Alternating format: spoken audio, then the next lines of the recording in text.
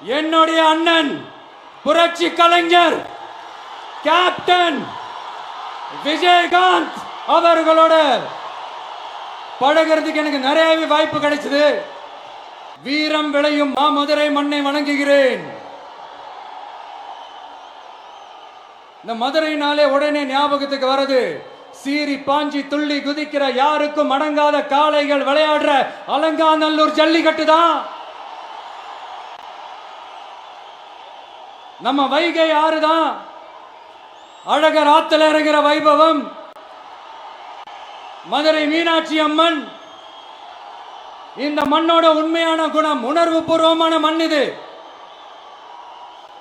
அது மட்டும் இல்ல, இந்த மண்ணில் வாழ்ற மக்களும் அப்படித்தான் உணர்வு பூர்வமான ஆளுங்க.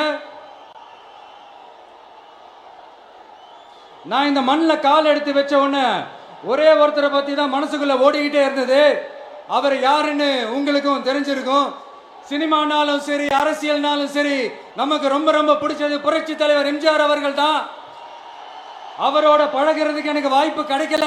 ஆனா அவரை மாதிரியே குணம் கொண்ட என்னுடைய அண்ணன் புரட்சி கலைஞர் கேப்டன் விஜயகாந்த் அவர்களோட பழகிறதுக்கு எனக்கு நிறையவே வாய்ப்பு கிடைச்சது.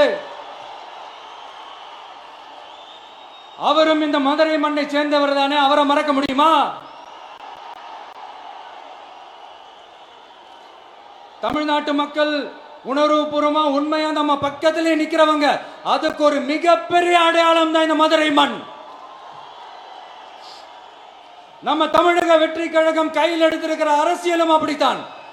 உண்மையான அரசியல், உணர்வு பூர்வமான அரசியல், நல்ல அரசியல், நல்லவங்களுக்கான அரசியல், நாட்டு மக்களுக்கான அரசியல், நல்லது மட்டுமே செய்யற அரசியல்.